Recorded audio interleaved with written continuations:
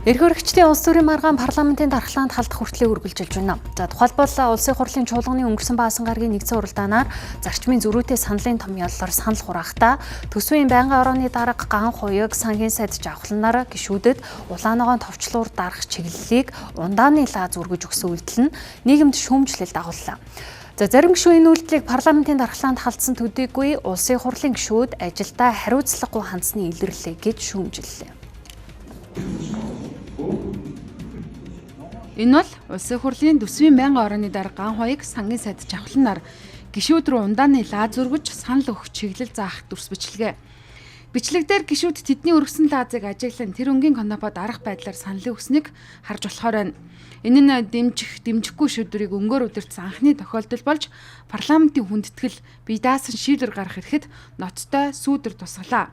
Лаз өргөсөн ган хуйг гишүүний тухайд гаргасан үйлдэлдээ уучлал хүсгатал үйлдэлээ үүсгэж өнөөдөр албаар улаан зангаа зүүлээ би өргөн улаан коноп дарах нь харъя гэж яжилж байна.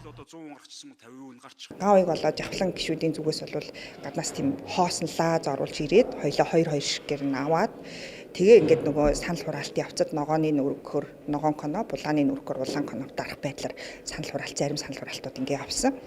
Тэгээ энийг би ч гэсэн өөрөө яг нөгөө ган хуйг гишүүний ард суудаг учраас би ч гэсэн энэний зургийг нь авсан, бичлэгийг нь хийсэн. Энэ асуудал дээр бид нар өөрсдөө уншаад танилцаад санал өгөх хэрэгтэй болохоос биш хин нэгний завраар энийг унгаана, энийг дэмжинэ гэдэг байдлаар хуульдааны журмаар энэ асуудал юусоо шийдэж болохгүй. Ногоон гэршүү, улаан гэршүү гэдэг юм бол хэлсэн.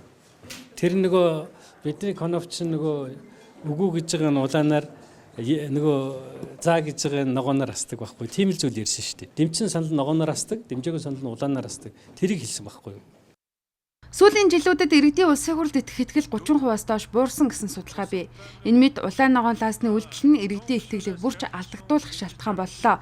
Төсвийн хэлцүүлгийн гол утга бол бодлогын өрсөлдөө үндслэл бүхий шийдвэр гаргах явдал. Гэтэл лаасны тохиогоор саналаа өгсөн нь улсын хурлыг бодлогын төв биш намын даалгавар биелүүлэгч байгууллага болгож харагдуулж байна. Намын бүлэг зарим гишүүд ер нь бол саналуудаа өгж ажиллаж байгаа юм л процесс. Тэгээ тэрнээс нь ч одоо юу гэдгийг тийм хуамтанд удирдуулж саналаа өгöd байгаа асуудал бол байхгүй. Харсан бол зарим гишүүд орж байгаа, гарч байгаа, өөрсдөө саналаа гаргаж байгаа, саналаа дэмжүүлэхийн тулд ямар ач холбогдолтойг нь хэлж байгаа. Иргэд дургуул байгаа шүү дээ. Парламентын гишүүд ингээд бие биенийг янз бүрээр хэлээл ингээл яваадах чинь үнэн удлаар гүтгэл уулын ажлаа хийгээл урагшаа явал иргэдийнхээ цалин цавыг нэмэл амжиргааг дэвшлүүлэл явах хэрэгтэй шүү дээ. Уулын гол бодлого нь тэрнээс санал судлалын уралдаан зодон биш шүү дээ. Лазар удирдсан төсөв бол зүгээр нэг инээдэн бус парламентын хариуцлага, ёс зүйн гүнзгий хямралын илэрхийлэл юм. Хууль тогтоох дэд байгууллага ийм байдлаар удирдах нь улсын хурлын бүрэн эрхэд халдсан ардчлалын зарчимд харш үйлдэл болж байна.